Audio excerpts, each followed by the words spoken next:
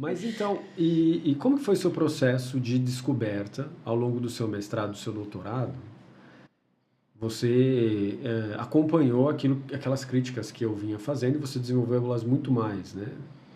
Que é sobre a questão da ordenação feminina, né? Como foi esse seu processo ao longo desse percurso todo?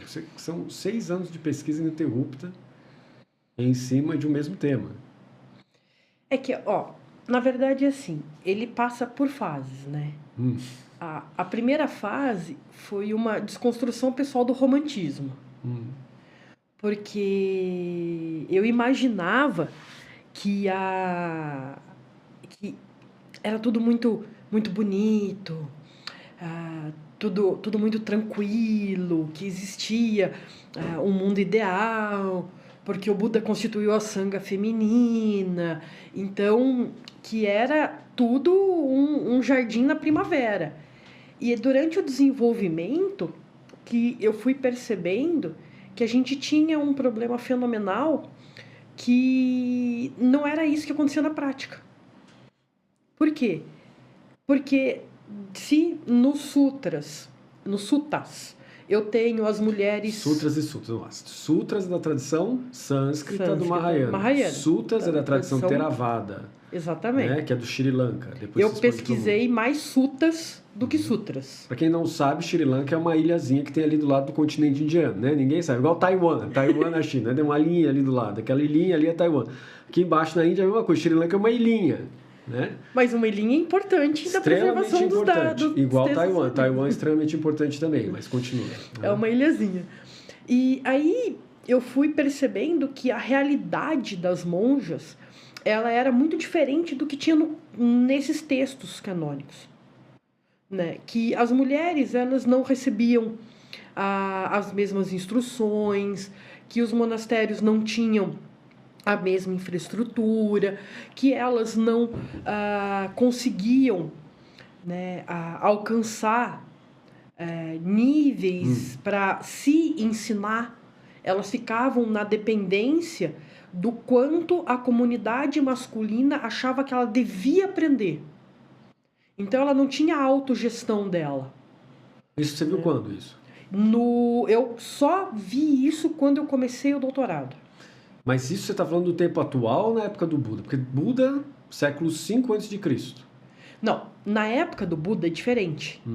É daí que vem a desconstrução da visão romântica. Certo. Por quê? Porque o Buda... Por que visão romântica? O romantismo é um movimento literário, um movimento dentro da filosofia. Como Mas assim? é um movimento da gente achar que uma noção geral, romântico. Romântico de legal, bacana, que deixa com o coração aquecido. É um romântico trivial, não é um romântico do movimento do romantismo. Nem da literatura, nem da filosofia. Você está usando uma noção geral de romântico. Uma noção geral de romântico. Tá, uma noção do senso comum.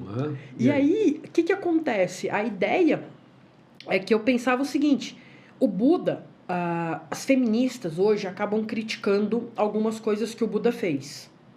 Mas isso se dá a uma falta de estudo. Vamos esperar um pouco. Feminismo, nós estamos falando do quê? Vamos lá, pera. Não, porque tem vários feminismos. Tem vários, mas qual agora... feminismo não, a gente vai ficar sempre no geral. Por quê? Na noção geral de feminismo. Na noção geral. Porque a ideia... Como que nasce a noção geral de feminismo? A noção geral de feminismo ela vai começar com o movimento sufragista. O que é isso? Que é o movimento pelo direito ao voto. Né? Ele vai começar na Inglaterra e aí ele vai eclodir mais ou menos por volta do século XVIII? XVIII, final do XVIII. Né? Que as mulheres começam a querer o direito ao voto e do direito ao voto elas vão pensando se nós temos direito a voto, nós também deveríamos ter mais direitos. Pois é, século XVIII você tem ali o Marx fazendo construções de críticas e análises sobre o capitalismo inglês do século XVIII. Daí nasce uma das obras principais dele, que é o Capital. Né? Quer dizer que nesse mesmo período nós temos o nascimento do movimento do feminismo a partir de uma necessidade de votos. As mulheres querem votar, porque elas estão trabalhando também nas fábricas, que nem escravos, basicamente. Né? E aí, que é diferente daquilo que nós temos hoje. Né? Nós não temos as leis trabalhistas protegendo as pessoas naquele período. Né? Então, você tem o movimento do feminismo. ele vai demorar para ser constituído ainda, mas ele vai começar a sua sementinha nesse movimento sufragista, tá? Que é essa busca pelos direitos de votar. A ideia é bem simples, é o que você disse. Eu olho para mim e falo, estou trabalhando numa fábrica igual o meu marido. 16 horas por dia. 16 horas por dia, mas... Sem ninguém me protegendo, sem nada. Não, mas pior do que isso. Por que, se nós fazemos a mesma coisa, com a mesma qualidade, com a mesma intensidade, com o mesmo número de horas, por que ele pode ganhar o dobro do que eu? Certo. Nessa época, a gente não tem esse pilar que pra gente hoje é muito comum. Se a gente exerce a mesma função, nós devemos ter os mesmos salários. É até esquisito para a nossa noção atual quando a pessoa não tem. Mas naquela época, não. E se uma criança estivesse trabalhando na fábrica também, o mesmo número de horas... E lembra, nessa época é permitido uma criança de 8 anos, 6 anos trabalhar numa fábrica. Pois é. E o pessoal que lê o Capital não tem noção de como era desse jeito, né? Tá. Aí começa a tacar pedra no Capital, começa a tacar pedra em tudo. Fala, não, isso não pode ser assim. Porque sai de uma perspectiva de noção geral como se o mundo fosse estático. Não é estático, né? Tem diferenças enormes. 6 anos de idade hoje aqui no Brasil, quer dizer, a não ser nas fábricas de tijolo para o interior de São Paulo, etc., e no interior do Brasil e outros lugares também, como, por exemplo, fábricas de tijolo e outros lugares mais... Você tem crianças trabalhando, é chamado de trabalho infantil. Não foi resolvido esse problema ainda no Brasil. Está se resolvendo, né? Mas ainda é um problema. Agora, na Inglaterra era a norma, né? Não, era esperado que o seu filho fosse trabalhar para contribuir com o rendimento familiar. Porque o rendimento do trabalhador era tão pequeno que se a família inteira não contribuísse com esse ganho, a família passava por necessidades. Então, necessidades que a gente fala é não conseguir fazer as 3 refeições, café da manhã, almoço e jantar, e a gente não tem várias noções, né? Então, por exemplo, se eu me acidento na fábrica, problema seu. Vá pedir esmolas. Você não serve mais de mão de obra. Mas eu perdi a minha mão no tear. Tá, mas nós não temos nada a ver com isso. Coisas que, para nossa noção atual, são completamente absurdas. Primeira coisa que a gente pensa, não, se você escorregar é um acidente de trabalho. A gente não se preocupa nem só com as coisas grandes, de quebrar alguma coisa ou ter uma lesão definitiva. E naquela época não tinha nada disso. Então, as mulheres começam a querer ter o quê? Direito a voto. Porque se elas escolhem quem vai as representar, o movimento seguinte que acontece é essa batalha por direitos para elas. Certo. Porque eu vou escolher quem me representa, eu vou escolher pessoas que me concordem com a minha opinião. Perfeito. Então, tem um filme, para ter uma noção geral, que chama-se As Sufragistas. Ele é bem interessante para ter uma noção do que foi essa luta. Né? Então, as mulheres conquistam o voto e depois elas vão lentamente conquistando direitos. Mas são direitos que nós não alcançamos a totalidade deles ainda. Porque a gente começou conversando e falando, por exemplo, da questão de homens e mulheres ganharem iguais. Mas se a gente pega as estatísticas, o que acontece? Homens e mulheres na mesma posição, por uma questão de lei, ganham iguais. Mas se nós olharmos a progressão de carreira, homens e mulheres não ganham igual. Por quê? Na idade que nós estamos, por exemplo, essa diferença já aparece.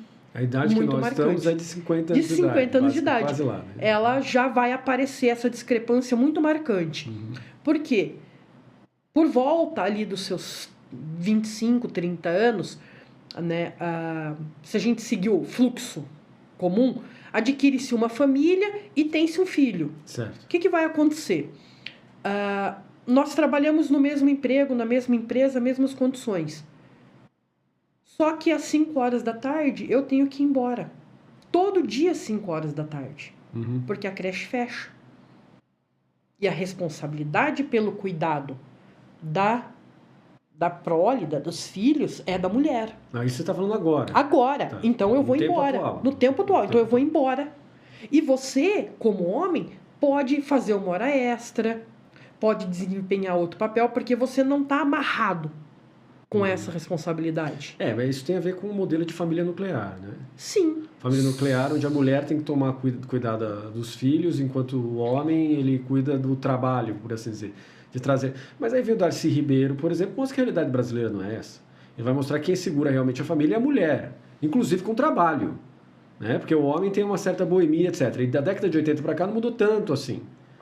Né? Então, nós estamos aí diante de um problema. Isso que eu estou falando, apareceu o Darcy Ribeiro falando, por exemplo, em alguns documentários da década de 90. Né? Ele veio a falecer ali na década de 90. As mulheres seguram a casa, mas não ganham para isso. Por quê? Elas têm que voltar, e quando a gente pega essa projeção de 20 anos de trabalho, o homem pôde fazer cursos, o homem pôde se dedicar à empresa, então ele vai receber promoções. Perfeito. Então, o que vai acontecer? Aos 50 anos de idade, o meu salário vai ser de 20%. Como eu sou uma mulher branca, ele só vai ser uns 20% menor do que o seu. Mas se eu fosse uma mulher negra, ele seria 30%, até menos. Mas como é que você, que como eu, a gente fez faculdade de Direito, né? O nosso bacharelado foi na mesma instituição e nos mesmos anos. Como que você vê no direito do trabalho, vê a possibilidade disso ser colocado em contrato, se transformar de algo cultural para algo estrutural? Como que você vê isso? Isso é possível? Quer dizer, você vai me contratar, eu sou uma mulher negra. Eu chego lá, você bota para baixo o salário no meu contrato e aí eu comparo com outra pessoa que está ali do lado, que é uma mulher branca, e aí o salário tem uma diferença gigantesca. Como é que fica? E a função é a mesma? Supondo, né, que a função seja a mesma. Sim, mas aí que tá. O problema é que, na prática, o que acontece é o seguinte. Primeiro que a mesma função tem o júnior, o pleno e o master. Então eu dou uma mascaradinha no contrato. Aí, você já fez uma faculdade assim, uma especial, então você já começa como um pleno, já tá melhorzinho. O outro, mas você vai progredir na carreira, não precisa se preocupar, você terá as mesmas oportunidades, só que isso na teoria é muito bonito, porque a gente coloca dessa maneira. Na prática, o que acontece? Algumas empresas grandes têm feito o que é chamado de políticas afirmativas, que é um programa de cotas para privilegiar, é um termo inadequado, porque a gente está compensando... Eu acho que é para igualar, para compensar, então você promover as pessoas com base em critérios de gênero e raça, criando uma cota que eles têm que procurar pessoas no seu quadro para preencher. Então, por exemplo, eu vi a notícia dessas políticas afirmativas que a USP, notícia de hoje, que a USP vai abrir no concurso dela vagas específicas para docentes negros. Você sabe que o pessoal reclama muito disso, né? O pessoal tende a dizer que o problema não é a raça, afinal de contas todo mundo é mestiço no final. A questão é chegar no próximo nível, que seria o nível da renda. Então, começa pela questão masculina e feminina, né? Pela questão histórica de exclusão de negros e índios, de mestiços, mas não se fala de mestiços, se fala só de negros, né? Há uma espécie de tentativa de cancelamento de outras possibilidades aí dentro. E parece que para aí, mas não para aí. Tem que chegar no próximo nível, que é a desigualdade social por renda. Então, mas é um processo de construção que tem que passar necessariamente pelas questões históricas. Né?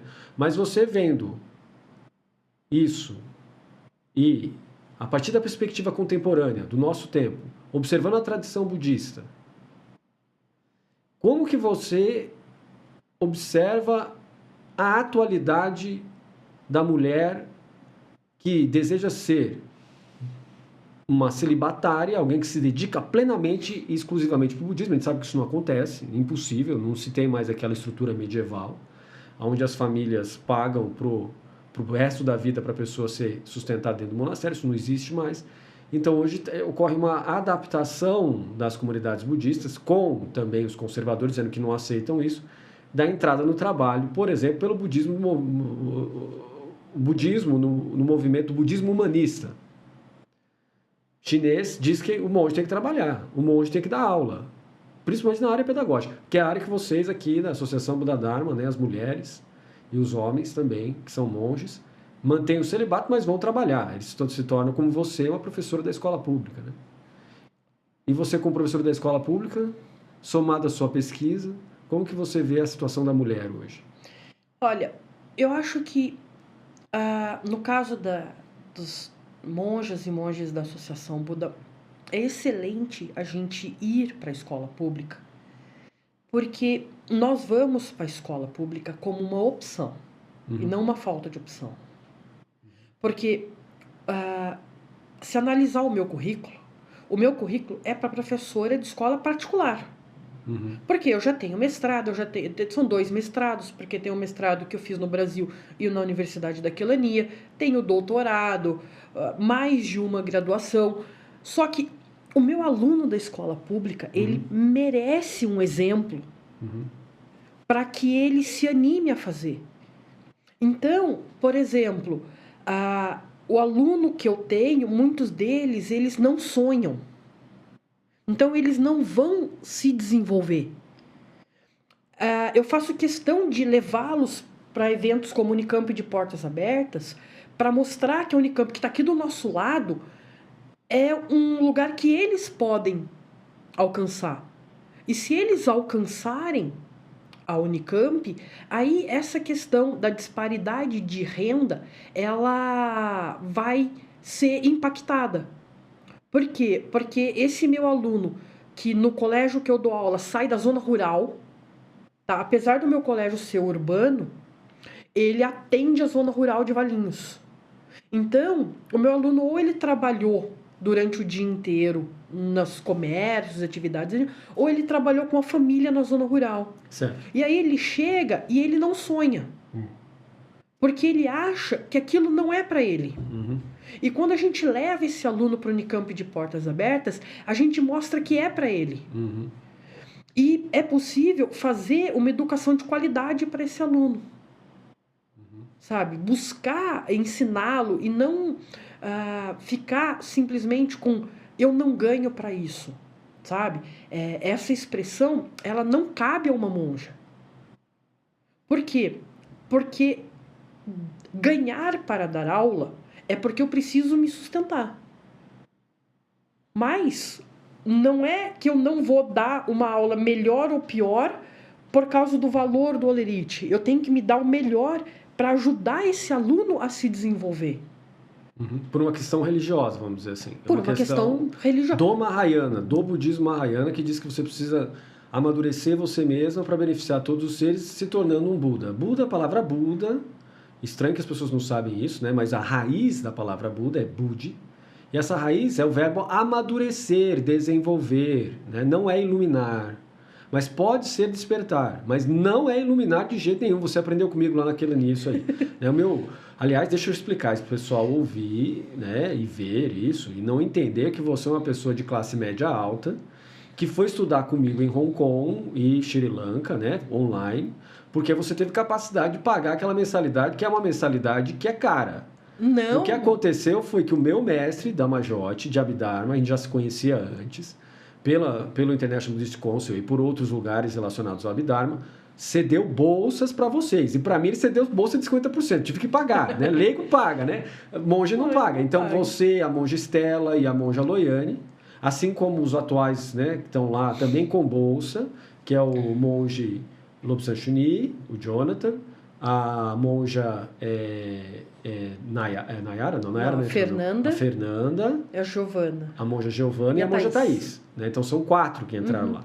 Né? Depois a gente vai ver se a Nayara, depois que ela terminar a graduação dela, ela já terminou a graduação dela de teologia, embora seja engenheira, e vai terminar a graduação dela de filosofia agora no Mar Atlântico comigo. né? Agora, não foi por dinheiro próprio. Vocês ganham bolsa porque vocês são monges celibatários, Não, certo? mas todo o meu estudo foi com bolsa. Inclusive Porque, na metodista. Inclusive na metodista. Para fazer o meu mestrado e para fazer o doutorado, eu fui bolsista. Primeiro da CAPES e depois do CNPq. Isso porque a Sandra Duarte abriu as portas para o budismo, porque não tinha antes. Foi uma mulher que abriu as portas para a sua pesquisa. Sim. Uma professora super famosa, de passagem, super conceituada na área de feminismo também, né? E aí a gente depois vieram para estudar a monja Estela com bolsa também na Universidade Metodista, fez o mestrado e agora está fazendo o doutorado. A Patrícia... Mas aí a Patrícia já não é a Sandra. A Patrícia foi o Jung. E a Estela foi com o Helmut. Outros professores foram abarcando a coisa. Foram abarcando a coisa. Até a minha entrada aqui lá dentro se deu muito pela ajuda do professor Marcelo Carneiro, né? Que apertou ali dentro para a gente poder ter a área, né? Agradecimento a eles, esses grandes professores que estão ali dentro, que permitiram o ingresso oficial dos estudos budistas, da pesquisa no budismo, na rede nacional nossa de pós-graduação. Né? Então, para mim, foi um grande ganho que a sua entrada. Mas depois teve o Lauri também, que a gente não pode esquecer, né? O Lauri também. Ele orientou a monja Loiane. Isso, exatamente. Que teve menção honrosa na CAPES. Menção honrosa na CAPES, tudo. E todo mundo desse grupo foi fazendo esses trabalhos com bolsa. Embora o seu professor aqui seja o grande orientador também oculto, né? O cara que está ali falando de budismo com vocês e nunca é reconhecido. Mas tudo bem, aí, né? Também não tem problema. O importante é ver vocês se formando, mas é estranho, entendeu? Assim, mas isso não é culpa dos professores, isso é culpa do sistema. O sistema comporta um único orientador. Se você ajuda, você ajuda. As pessoas que estão envolvidas conhecem, mas não pode entrar oficialmente o nome lá porque é uma questão de norma, né? Não, mas no caso da minha pesquisa, a sua participação foi muito importante porque a Sandra contribuiu com toda a minha bagagem que eu tive da parte de gênero para a minha pesquisa. Gênero e feminismo. Gênero e feminismo. Mas o diálogo com o budismo, as fontes, né, todas essas questões de leituras adicionais, como eu estava interpretando, né, isso tudo foi ocorrendo com uma partilha das minhas descobertas com você, que ia me direcionando do que eu deveria mais avançar num ponto, em outro. Então, me orientando em toda a parte que diz de budismo, isso desde o meu mestrado, foi uma orientação que veio de você.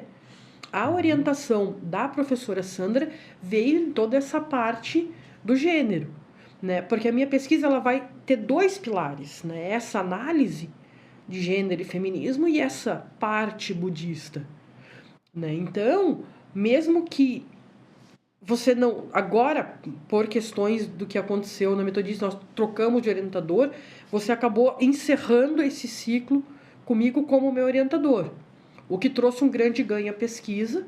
A gente pôde fazer várias reuniões, trabalhar e desenvolver todo esse... E eu acho que ficou uma pesquisa muito, muito interessante e que contribui não só para as mulheres budistas, porque a gente vai ter mais oportunidades de conversando disso, mas essa busca pelo empoderamento feminino dentro da religião é uma luta que não acontece exclusivamente dentro do budismo. Essa é uma luta que acontece em todas as religiões, né? As mulheres, elas querem esses direitos que a gente estava antes conversando, de direitos iguais dentro das suas religiões também. Curiosamente, no caso do budismo, as mulheres não estão querendo um direito a mais, e sim que seja devolvido um direito estabelecido pelo Buda. Uhum. Porque esse que é um ponto importante. O que o Buda histórico ele constitui dentro para as mulheres se implementado como está nessa proposta do Buda, a gente teria uma situação das mulheres completamente diferente. Certo. Então, o que eu estava dizendo, por exemplo, né, às vezes a gente tem críticas ao Vinaya, mas ele é uma falta de estudo. Então, por exemplo, que eu já ouvi, por exemplo, fala assim, uma mulher, ela não pode andar, uma monja, né, sozinha à noite. E o monge homem, ele pode. Olha como o Vinaya discrimina as mulheres. As mulheres têm seu direito de ir e vir cerceado. Por que eu digo que isso é uma falta de estudo? Porque quando a gente vai ler o Vinaya, não só a linha do preceito que diz o que eu posso ou não, que eu devo ou não devo fazer, e eu leio por que o Buda estabeleceu essa norma, a gente tem que lembrar de uma realidade da Índia onde as mulheres foram estupradas e aí ele proibiu para protegê-las. Essa que é a questão. Algumas monjas saíram à noite e elas foram estupradas. E o Buda vira e fala assim, não queremos mais que isso aconteça. Não é que nós não queremos as monjas andando. Isso no século V a.C., de acordo com o Vinaya, né? Essa história está no Theravada e está também no Mula Sarvastivada. Na Mula Sarvastivada. Mas é que assim, nós temos que fazer algumas adequações aqui, né? Não é que você está falando de uma maneira incorreta, está tudo correto a maneira que você está colocando, mas o problema é que nós estamos falando com uma audiência geral, né? Então o pessoal não entende tanto assim, né? Eu entendo. Agora, então, deixa eu fazer algumas adequações. Primeira parte, o mérito é seu, o doutorado foi seu, o mérito é seu. O que eu fiz ali foi te ajudar, te orientando e preparando a próxima geração de pesquisadores, né? E eu mesmo fui preparado também, né? Então, o mérito é seu, o orientador ajuda. Às vezes ele atrapalha. Espero que não seja o meu caso.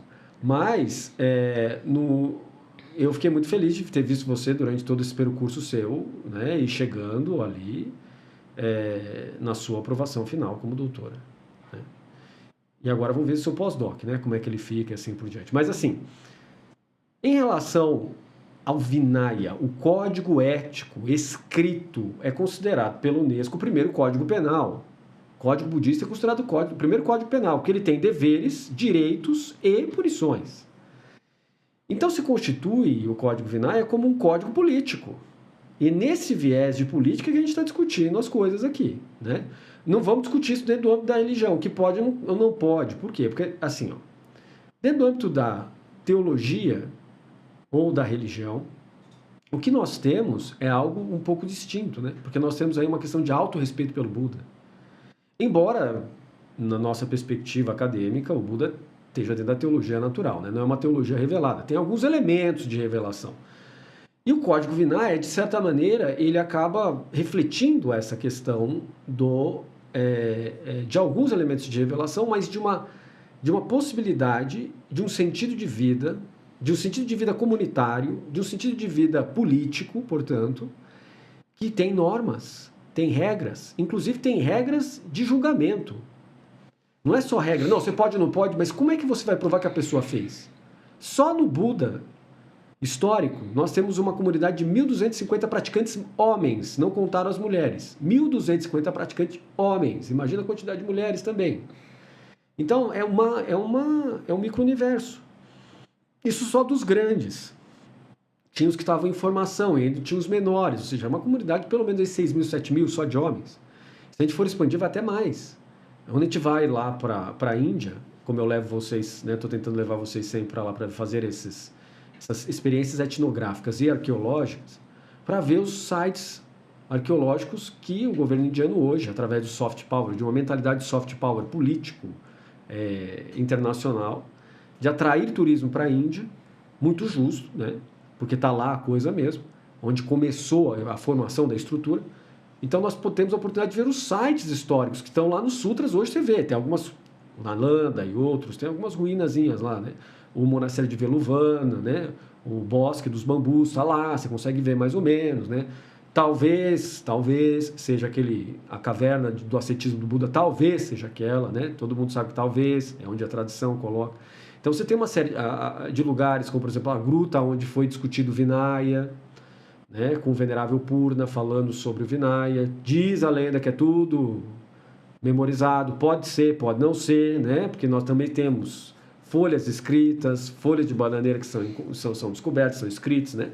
Então, pode ser como pode não ser. A tradição oral coloca que foi tudo memorizado. A tradição de evidências começa a ver que não foi assim. Mas mesmo assim, a tradição textual não coloca que tudo foi memorizado, né? Então, depende da fé da pessoa. Esses elementos de fé acabam trazendo para dentro do budismo uma certa estrutura religiosa, né? E a crença também dos poderes sobrenaturais do Buda também. Embora o Buda no Paranirvana Sutta, Paranibbana Sutra, e no Paranirvana Mahayana Sutra, diga nos dois que ele não é um Deus, ele não é um ser divino, que não façam imagem dele. E quando fizerem estupa dele, façam sem ouvido, porque ele não atende preces. Mas aí a construção posterior do Mahayana vai permitindo o ingresso de uma esperança em seres sobrenaturais. Certo, isso tudo faz parte de uma estrutura religiosa. O Vinaya, o código Vinaya, como você colocou, que é essa estrutura de direitos, deveres, processos de verificação de violação desses deveres com punições, é considerado pela Unesco o primeiro sistema penal com ampla defesa do mundo. Ampla defesa aí constitui-se como uma parte tem o advogado de acusação, a outra parte tem o advogado de defesa. Nesse período do Código Vinaya você tem grupos que se defendem, né? Não é uma pessoa só, e grupos que são acusados também. Então você tem todo um processo aqui, que foi se desenvolvendo, diz a tradição oral e diz a tradição escrita, mediante a supervisão do Buda histórico até a morte dele, estavam criando esse sistema. Depois que ocorre a morte dele, esse sistema meio que se congela. Na Índia, porque na China, a partir do século XII e até antes, começa a ter reformas para se adequar ao sistema imperial chinês. Então lá é outro Vinaya. O Vinaya da Escola Terra Pura, por exemplo, é outra coisa. Então o que você está falando é do Vinaya do Buda histórico, não é do código ético da China, não é do código ético do Japão, é aquele do Buda histórico, que está relacionado aos suttas, aos agamas, os registros históricos chineses, certo? É isso que você está falando. É aí que está a sua pesquisa. Nesse certo. Que está a minha pesquisa. Uhum. Nesse recorte. Mas veja, é que eu estava dizendo que se o que o Buda colocou, né, há 2.500 anos, ele ainda está atual. Valinhos está entre as 10 cidades mais seguras do estado de São Paulo. Ainda se mantém? Ainda se mantém. Não caiu ainda. Uhum. Não caiu. Então... É porque caiu o ranking das melhores cidades. Esses dias aqui a gente viu, né? São Paulo caiu, Campinas caiu, todo mundo caiu no ranking, né? Valinhos está bem na história. Então, aqui ainda é mais ou menos tranquilo ir e vir. Mas, por exemplo, Campinas, que é a nossa cidade vizinha. Será que o Buda está tão errado de dizer que eu não posso ficar zanzando pelo centro da cidade à noite sozinha? Se a gente parar para pensar nessa preocupação com a segurança e a integridade?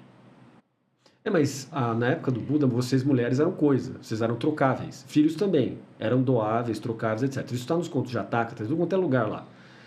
Hoje vocês não são coisa, mas tem a lei, tem a polícia. Tem a polícia, mas, vamos falar a verdade? O que me ajuda eu prender o cara depois que ele já me violentou? Pois é. A marca já ficou.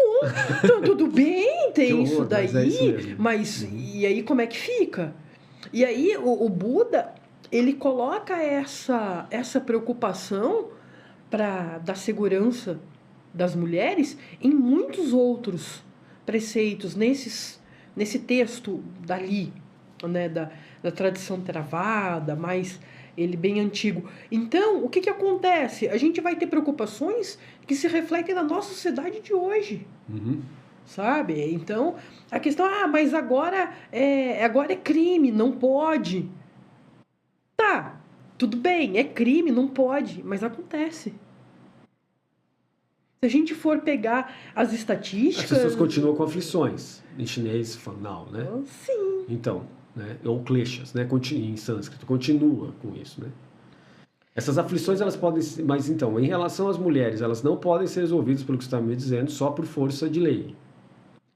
Se tivesse resolvido, a gente não tinha mais violência doméstica, né? A gente já está com quantos anos de Lei Maria da Penha e as estatísticas só vão aumentando porque as mulheres vão criando coragem de denunciar.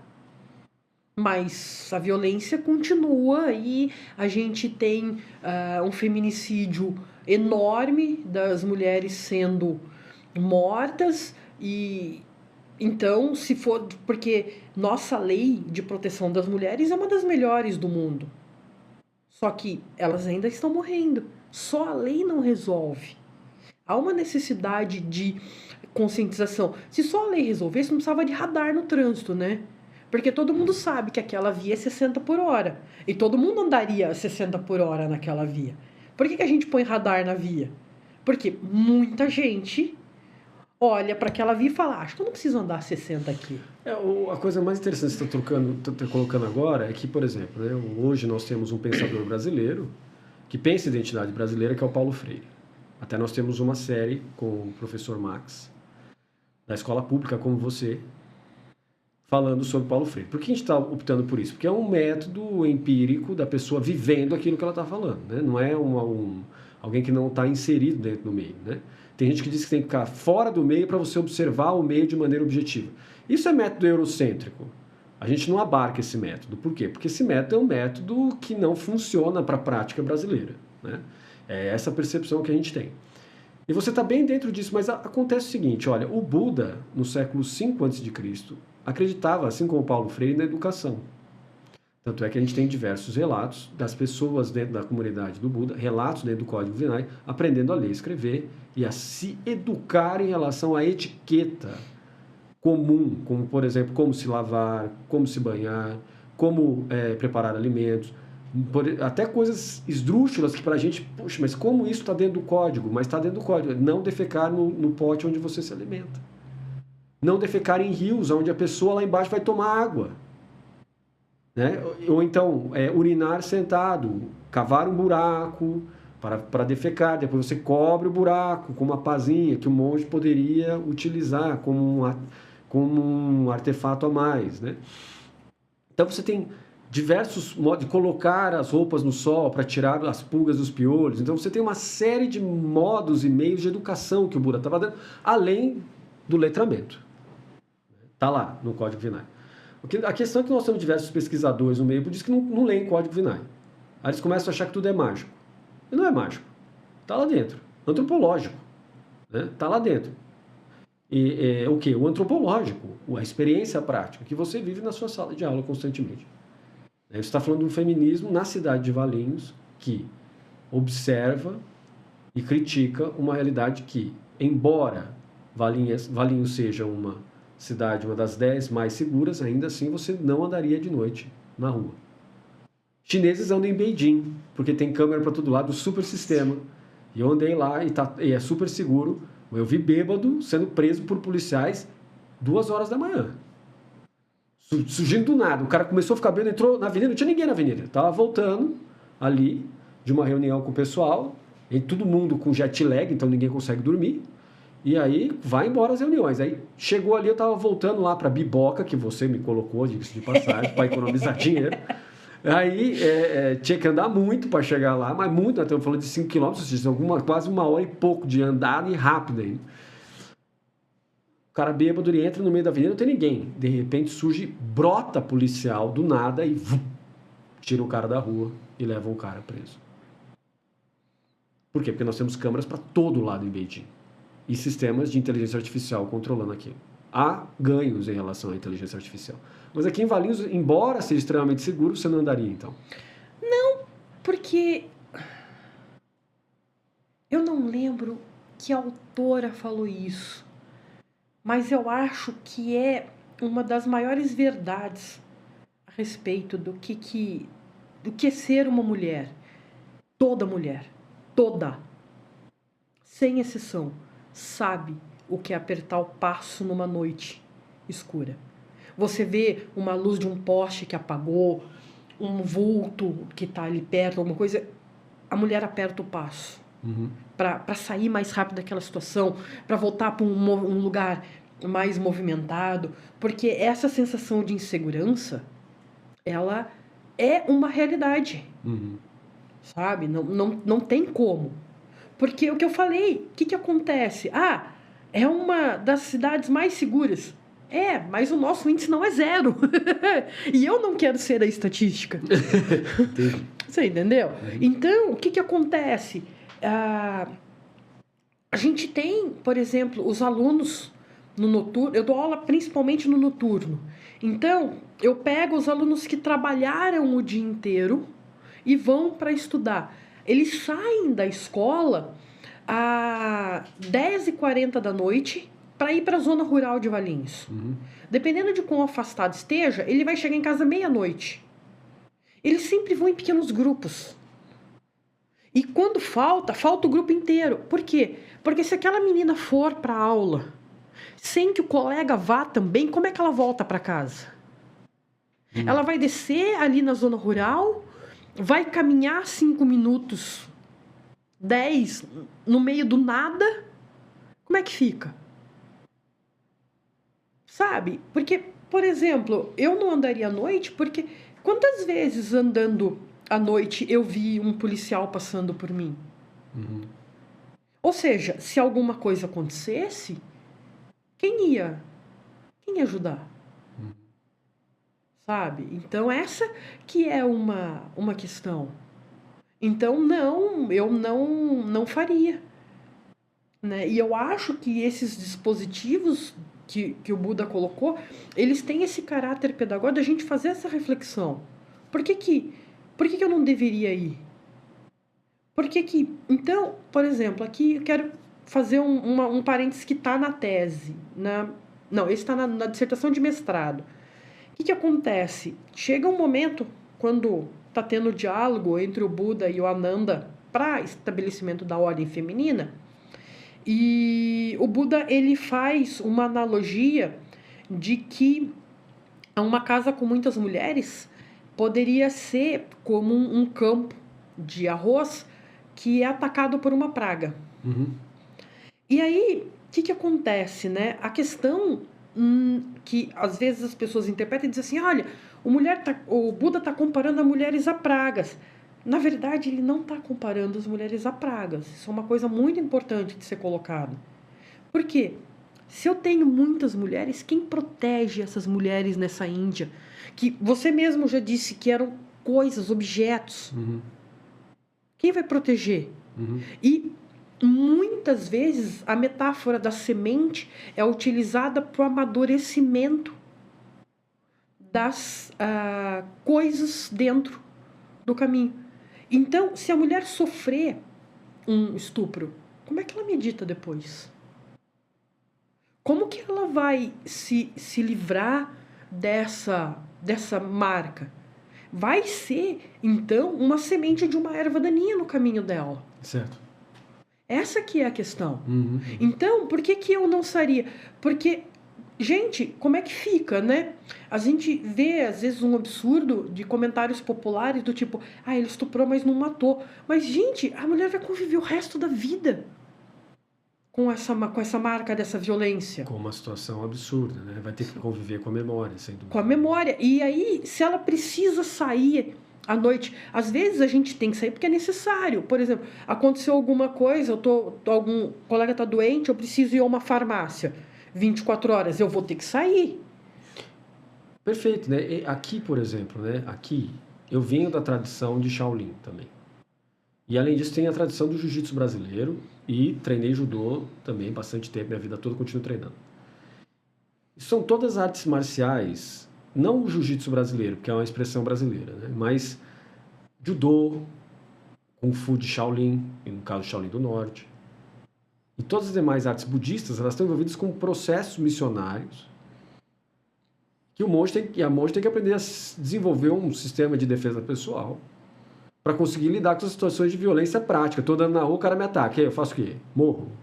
Em nome de Buda, eu te ordeno, pare. Ele não vai parar, não. Vai tomar porrada e vai te levar, entendeu? Como se diz, pode estuprar, pode fazer um monte de outras coisas além disso, né? Então, a arte marcial budista, ela sempre se desenvolve em função das atividades missionárias e de proteção da comunidade, como você está colocando.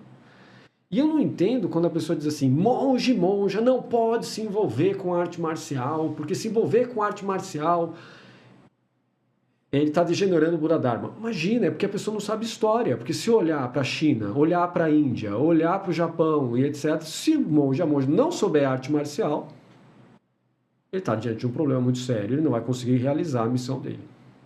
Por isso que você tem tanta arte marcial ligada a mulheres e homens, monges e monjas, em função da sua atividade missionária. Então, tanto japoneses quanto chineses, quanto coreanos, mongóis, etc., olhem para o monge, para a monge e falam, esses caras aí treinam o dia inteiro, porque eles precisam realizar a atividade missionária, além da atividade missionária deles, eles querem beneficiar todas as pessoas, mas eles precisam se proteger. Então eles têm toda uma questão de disciplina. E aí envolve essa composição que a gente acaba recebendo de tradições que você também treina, né? E que é essencial treinar, né? Então, não é que a mulher não tem ela pode treinar e o homem também. Então os dois têm um certo empoderamento possível a partir de habilidade marcial.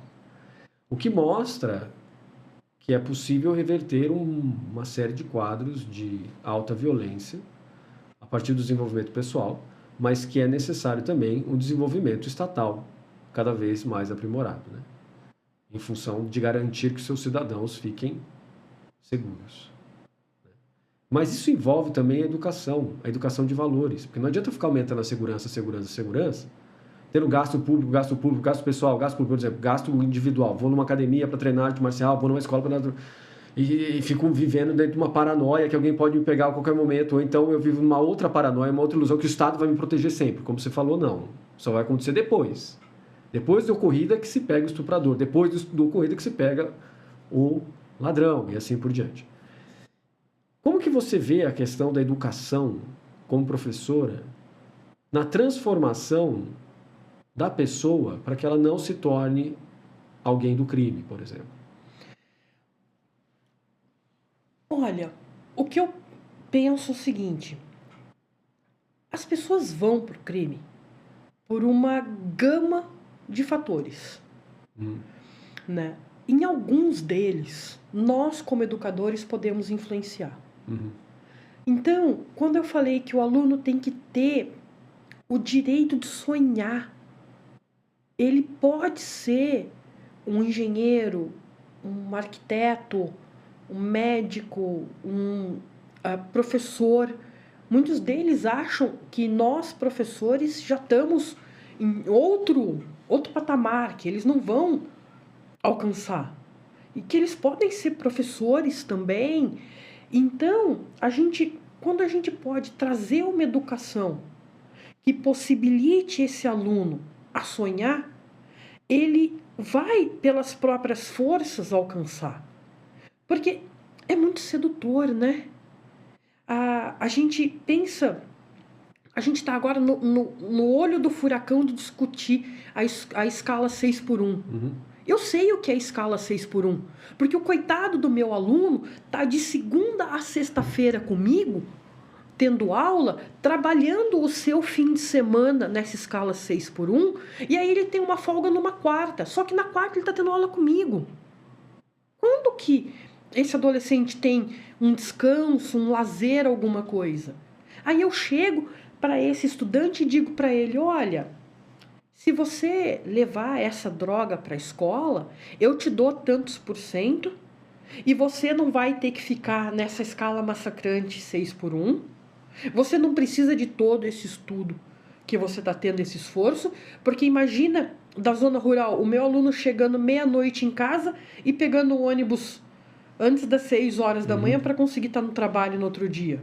De segunda a segunda, porque quando ele está de folga, ele tem aula comigo.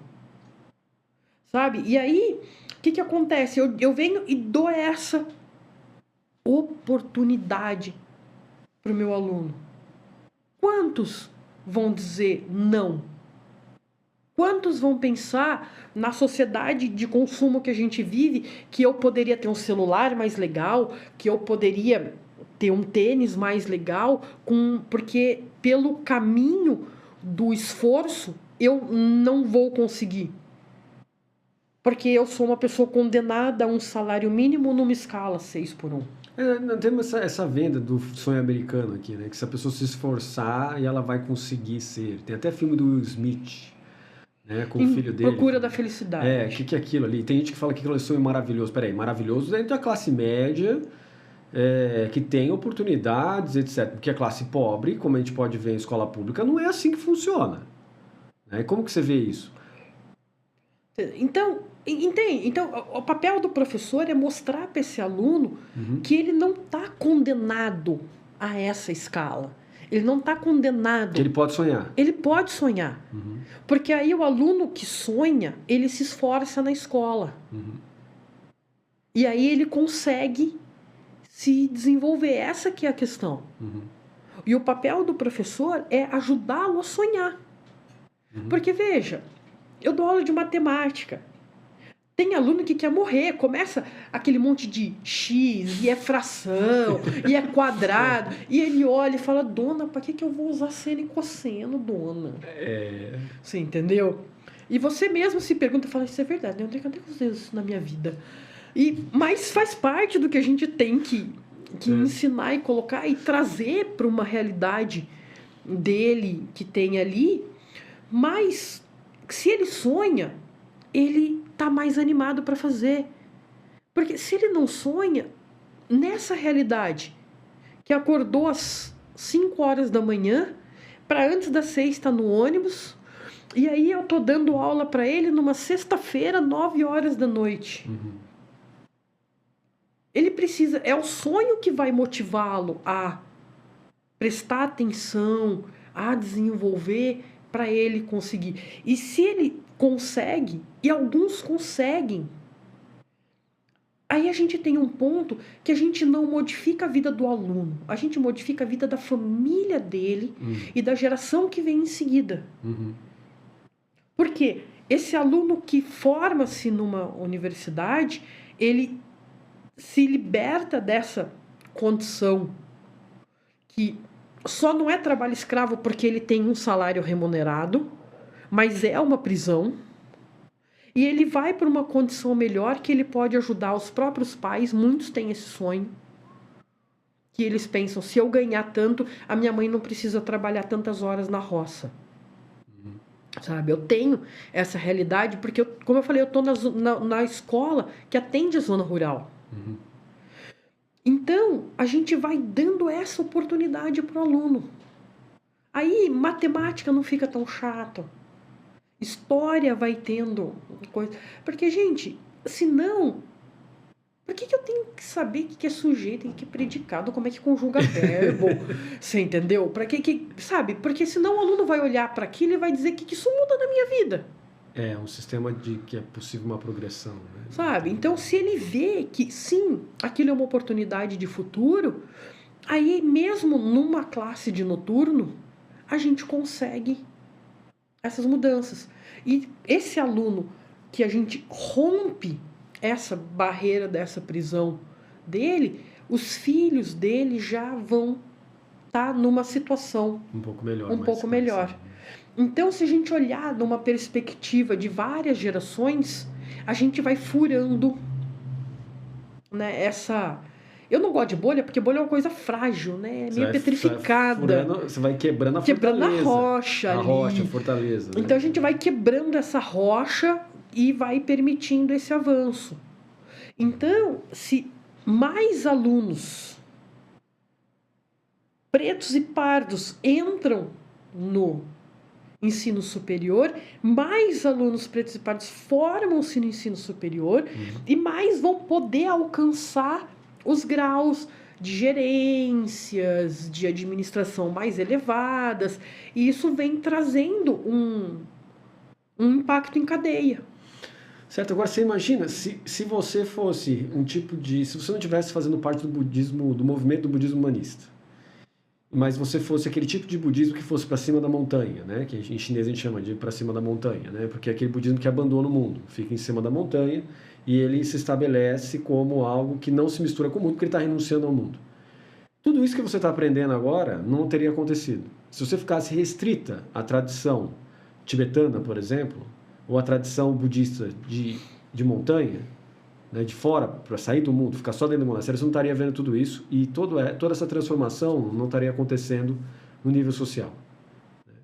E aí, Isso sem contar níveis espirituais, de educação e assim por diante, né? Então, essa sua pesquisa, na verdade, durante esses 6 anos de pesquisa, elas funcionaram como um catalisador de abertura para você entender o mundo de uma maneira diferente.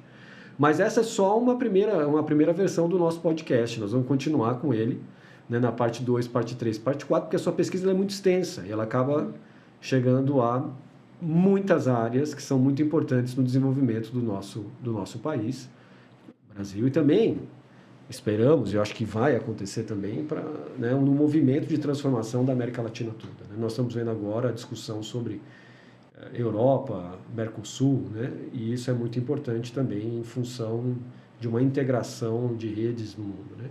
Então, agradeço a sua presença e logo mais nós faremos nossa parte 2 do nosso podcast.